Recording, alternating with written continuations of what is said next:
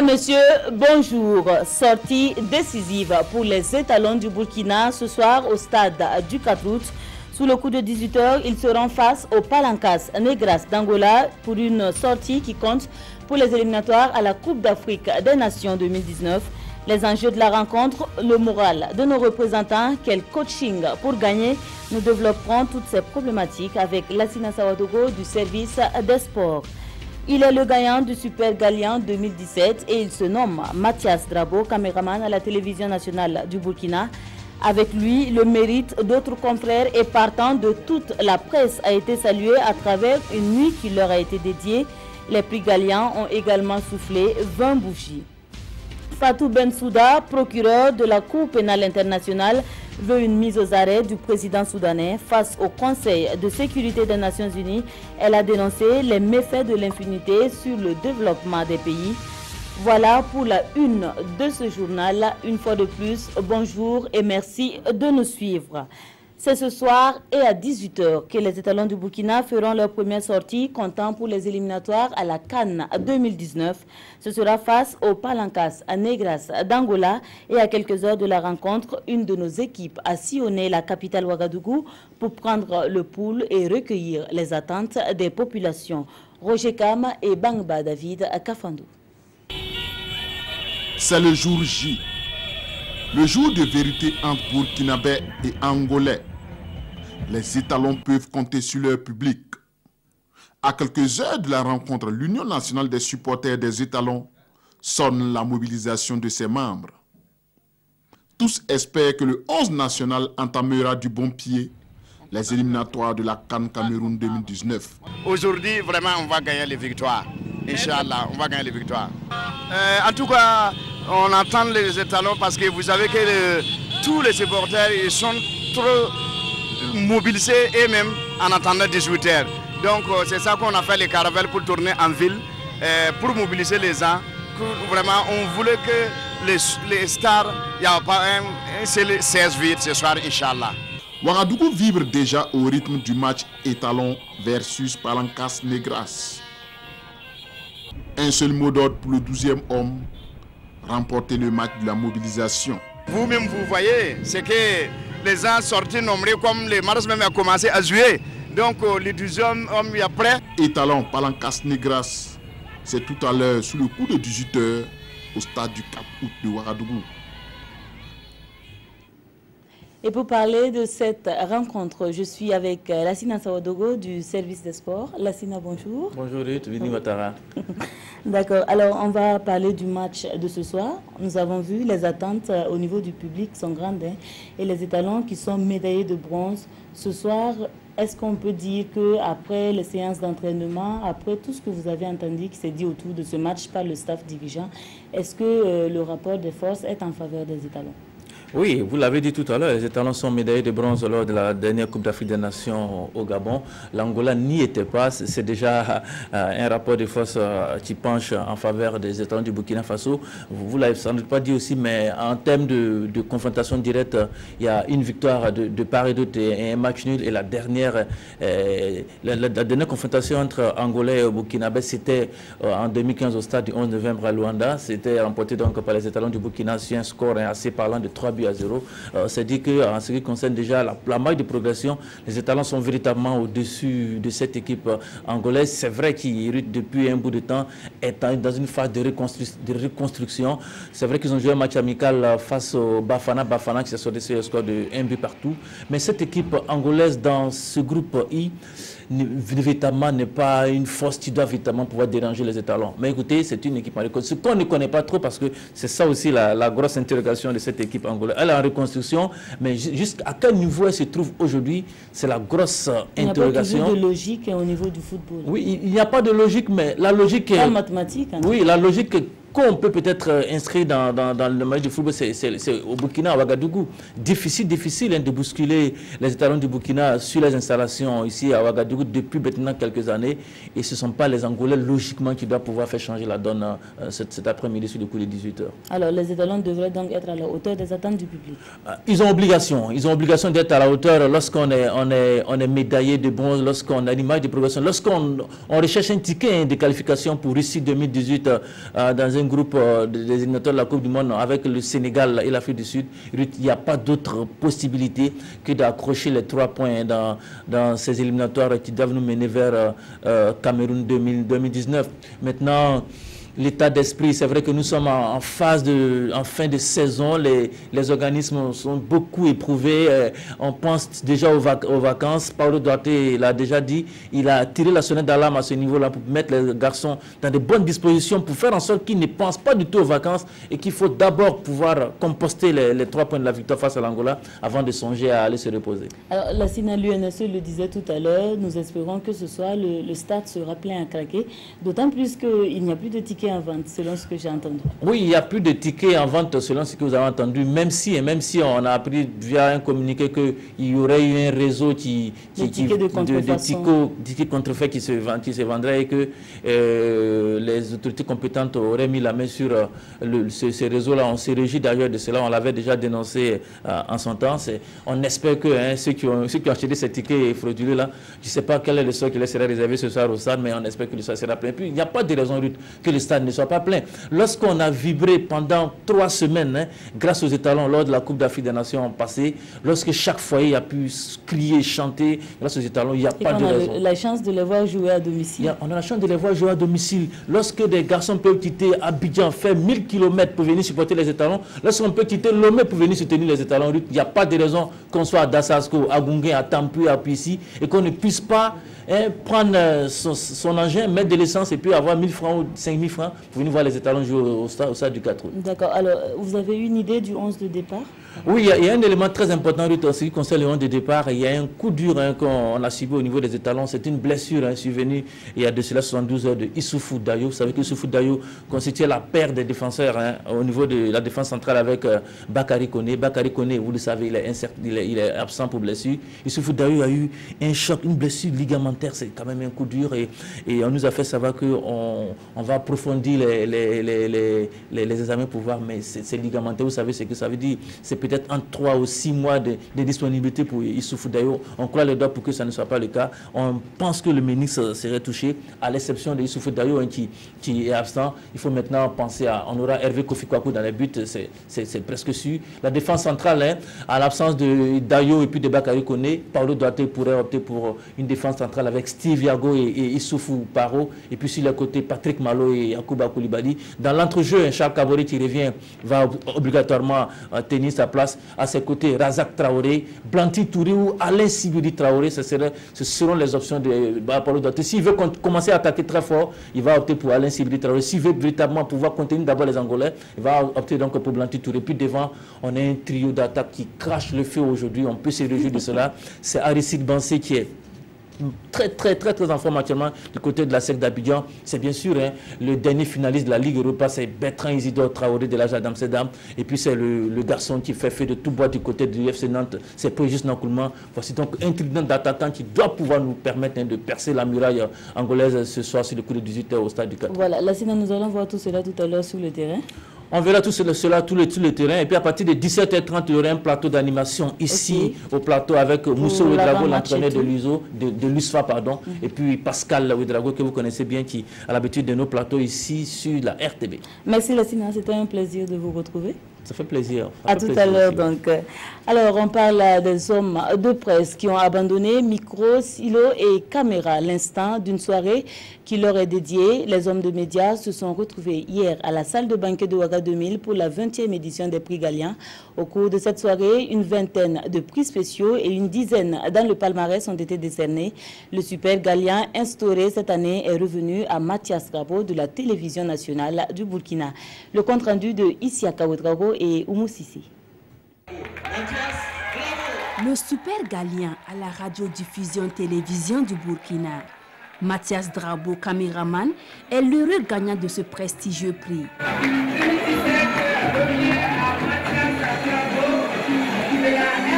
Il empoche la somme de 3 millions de francs CFA, plus 2 millions de francs CFA du président du Faso et une parcelle à Ouaga 2000.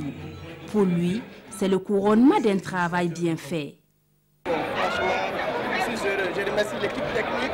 Je ne suis pas du sujet. À cette 20e édition des Galiens, une vingtaine de prix spéciaux et une dizaine dans le palmarès officiel ont été décernés dans les catégories langue nationale, presse en ligne, presse écrite, radiodiffusion sonore et télévisuelle. Je suis satisfait parce que notre production, je pense, a permis de sauver cette espèce-là. Tout le monde sait que l'âne, tout le monde sait le rôle que l'âne joue dans nos sociétés, surtout au plateau central et au nord et au Sahel. Un prix spécial, un Galien, c'est une interpellation en tout cas à travailler davantage. Donc je dis merci beaucoup à nos collaborateurs, merci beaucoup à nos chefs. Pour cette 20e édition des Galiens, 205 œuvres étaient soumises à l'appréciation du jury. Et depuis 1997, date de son institution, plus de 300 lauréats ont été récompensés pour environ 300 œuvres reçues.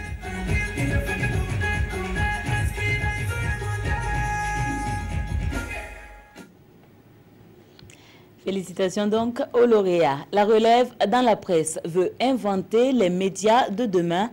C'est une compétition de 72 heures dénommée Hackathon et qui favorise l'innovation dans les services et les contenus des médias numériques. Il est ouvert aux jeunes burkinabés et est organisé par l'Organisation internationale de la francophonie en partenariat avec le gouvernement burkinabé. Yacouba Gamene et Kadi Sanogo. Cette activité met en compétition les jeunes journalistes, développeurs de sites web, infographes, éditeurs de contenu, designers et communicateurs pour développer des projets multimédia innovants. Il s'agit d'un accompagnement que l'OIF apporte aux pays francophones en général et aux pays africains et fait en sorte que la jeunesse soit au cœur de l'innovation, fait en sorte que la jeunesse francophone d'Afrique contribue au développement des médias. Initiée par l'Organisation internationale de la francophonie OIF, la compétition offre également une grande opportunité de formation aux participants sélectionnés et des prix aux 3 meilleures productions. Actuellement, nous avons l'évolution d'Internet. Tout le monde aujourd'hui est détenteur d'informations à travers Facebook, WhatsApp. Mais les journalistes, comment traiter l'information avec ces concurrents potentiels qui sont sur les réseaux sociaux? Alors pour moi, c'est cette posture-là que je présente aujourd'hui comme projet, comment développer le nouveau mécanisme pour faire face à cette nouvelle donne qui est le journaliste à l'ère du numérique. La révolution à laquelle nous assistons au niveau des médias oblige que nous ayons une plus grande synergie dans les différents médias, mais oblige également que nous ayons une logique qui soit une logique d'effectivité par rapport à aujourd'hui le cadre de consommation des acteurs. Aujourd'hui, les acteurs consomment essentiellement numérique et donc il faut que nos jeunes puissent créer des contenus pour avoir justement cette capacité d'innover et d'être en phase avec la nouvelle communication numérique. À la fin de la compétition, une possibilité est offerte aux jeunes de postuler à un concours lancé par l'OIF pour l'ensemble des pays francophones.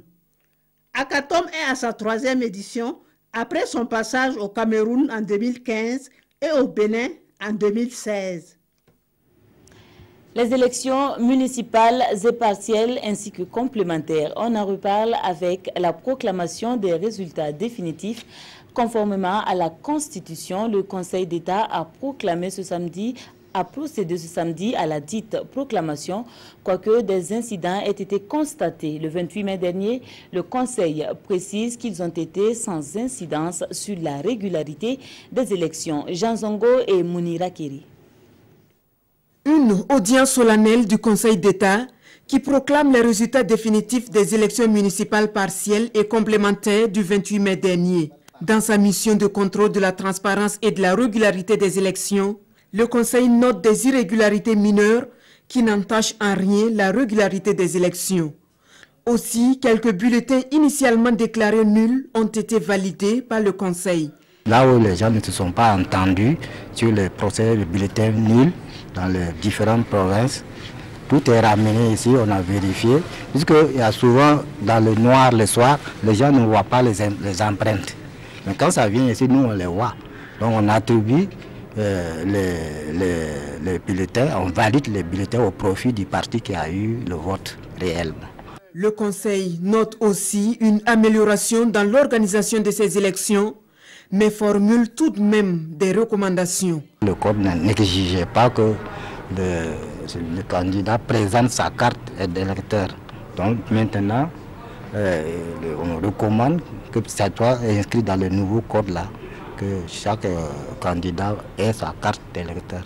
Les résultats tels que proclamés figurent sur le site du Conseil d'État, mais des notifications seront faites entre autres à la CENI, au ministère de la Justice, aux différents partis politiques, regroupements de partis politiques et aux indépendants ayant pris part aux élections municipales complémentaires. Ils veulent trouver des solutions aux difficultés que rencontrent les projets dans leur mise en œuvre, notamment en ce qui concerne les infrastructures, la santé et l'assainissement. La Banque mondiale, accompagnée du Premier ministre et des ministres concernés, réfléchissent sur la question. Pour le chef du département des finances, des avancées sont notables, même si le défi reste tout entier. Salif Belem et Nathalie Sawadogo. La route Manga-Zabré, les infrastructures pour l'accès à l'aéroport de Donsin, le projet Bagrepoul, autant de projets en souffrance dans leur mise en œuvre.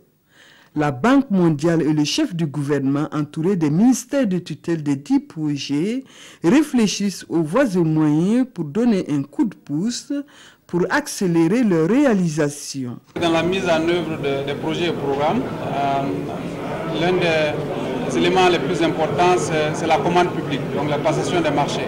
Nous avons discuté, vous savez que le Burkina s'est doté d'une loi assez innovante, donc qui vise à accélérer la procédure de la commande publique, tout en garantissant donc, la transparence. Donc nous avons discuté des voies et moyens pour capitaliser cette nouvelle loi et accélérer donc la mise en œuvre de projets. Et c'est ça aussi qui va accélérer le décaissement pour que les populations puissent commencer à voir les résultats de tous les engagements qui ont été pris à Paris en décembre. La Banque mondiale a considéré que le dispositif qui est en place à l'heure actuelle, la réglementation est de très bonne qualité et que dorénavant, ils vont utiliser les procédures nationales au lieu d'utiliser les procédures de la Banque mondiale. Je crois que ça, c'est un aspect très important et qui est ressorti, on devrait en être fiers. La Banque mondiale, partenaire stratégique du Burkina Faso selon la ministre en charge des Finances. Le Burkina Faso se doit de jouer sa partition pour relever les différents défis. Un autre partenaire du Burkina dans les affaires, c'est la France. Les hommes d'affaires de ces deux États étaient réunis jeudi dernier à la faveur d'un dîner au domicile de l'ambassadeur français. Ensemble, ils veulent harmoniser leurs actions pour des résultats plus probants. Ibrahima Sombier et Kadi Sanougou. L'avenir du monde des affaires burkinabais se dessine ici autour d'un dîner. Hommes d'affaires burkinabais et français, organisés en club, évaluent l'apport de la France au rayonnement des affaires au Burkina. Ça permet au moins à son excellence l'ambassadeur de France de dire un peu ce que fait la France dans notre pays et aussi aux uns et aux autres de comprendre que la France joue un rôle aussi bien en matière économique, en matière éducative qu'en matière financière. Ça, c'était important de le savoir parce que ce n'est pas toujours sûr que nous le savons tous. La France appuie le Burkina Faso dans plusieurs domaines. Et cette soirée est une occasion pour l'ambassadeur de France au Burkina de donner de plus amples informations sur ses missions. On travaille évidemment avec les autorités politiques Burkina Faso, avec toute la société civile. Notre activité est également de coopération dans plein de domaines, que ce soit la sécurité, avec, que les forces françaises ont pu faire avec les forces de sécurité du Burkina Faso et avec les forces maliennes également. Toute l'action que la France mène en matière de coopération dans beaucoup de domaines. Donc qu'il s'agisse du domaine culturel, c'est-à-dire les étudiants burkinabés qui vont en France, qui sont actuellement 2500, quelques bourses que nous accordons aux meilleurs étudiants burkinabés en master ou en doctorat. Le club des hommes d'affaires franco-burkinabais compte une centaine de membres. Il s'est agrandi au cours de cette cérémonie avec l'arrivée de 2 nouveaux membres. Le club a pour mission fondamentale l'amitié entre les opérateurs économiques du Burkina et ceux de la France. Quel est le niveau de satisfaction du peuple burkinabé quant à la mise en œuvre des engagements issus du programme du chef de l'État? Un sondage d'opinion a été publié hier par le Centre pour la gouvernance démocratique et Diaconia. Des résultats, il ressort un avis mitigé des populations. Adama Guiti et Vincent Kendrebero. Photographie de l'opinion publique sur la mise en œuvre des engagements pris par le président du Faso dans son programme présidentiel. La santé est l'un des domaines où l'exécutif a beaucoup marqué de points. L'opinion est aussi favorable de la manière dont les menaces terroristes est gérée. Quant au PNDS, le sondage indique un déficit de confiance du public. Un peu moins de la moitié est confiant et le reste soit n'y est pas favorable ou ne sait pas. Et la question des délestages est le plus décriée dans ce document. Il y a deux grandes tendances qui se dégagent. La première tendance concerne les engagements qui ont été pris par le président dans son projet de société. Pour certains domaines tels que l'accès à la santé de qualité pour tous, l'éducation, la promotion de la femme, les citoyens ont un niveau de confiance relativement bon du fait que ces engagements vont être tenus à l'horizon 2020. Il faut aussi voir qu'il y a aussi des aspects sur lesquels l'État doit voir parce que les citoyens ne sont pas satisfaits. C'est notamment les promesses liées dans le domaine de l'agriculture. Et quand nous prenons aussi l'exemple le cas de la lutte contre la corruption, à 55%, les citoyens ne sont pas satisfaits. Nous attendons du gouvernement et de l'ensemble des citoyens de prendre connaissance de ces résultats et de travailler à faire en sorte que les attentes des citoyens et des citoyennes soient remplies parce que c'est pour cela qu'on est élu. Ce sondage a concerné plus de 1500 personnes dans toutes les régions et compte pour le premier semestre de 2017. L'un des auteurs de l'homicide du commissaire de police Ramdé Ousmane vient d'être mis aux arrêts.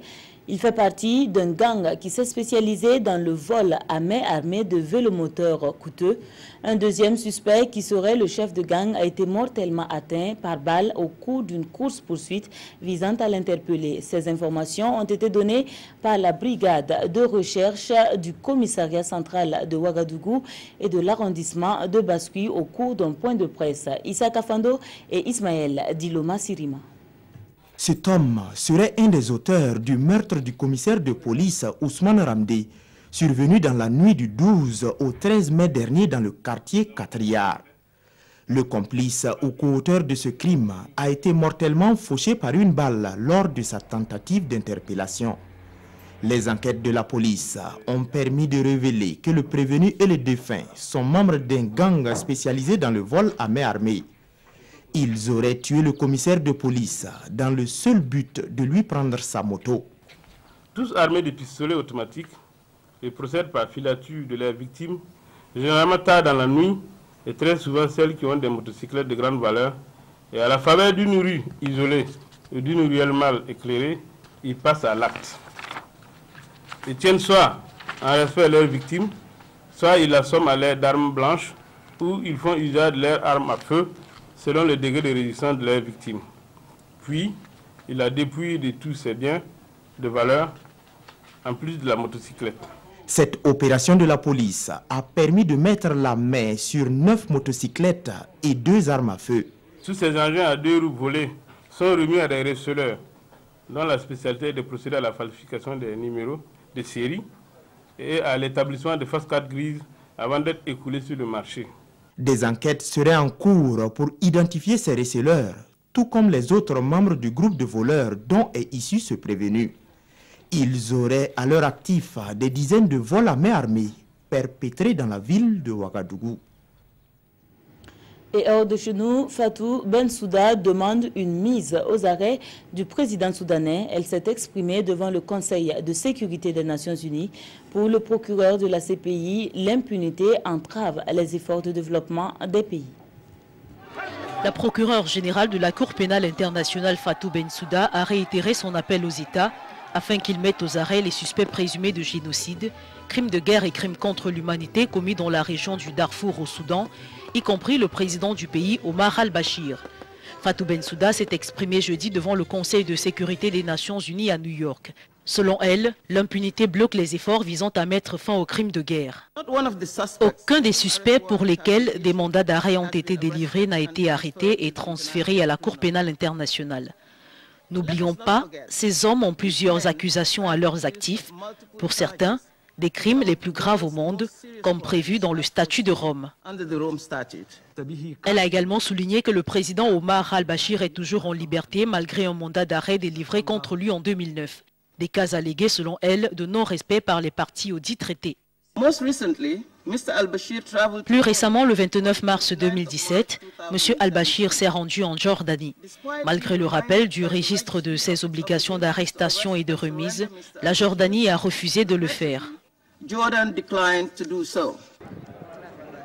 Le Conseil de sécurité a demandé à la Cour pénale d'enquêter sur les crimes de guerre au Darfour en 2005. Une région où 300 000 personnes sont mortes et des millions d'autres déplacés depuis que la guerre civile a éclaté en 2003 entre le gouvernement et les rebelles. C'est tout pour l'édition de la mi-journée. Je vous dis à tout à l'heure 18h au stade du 4 août pour le match des étalons.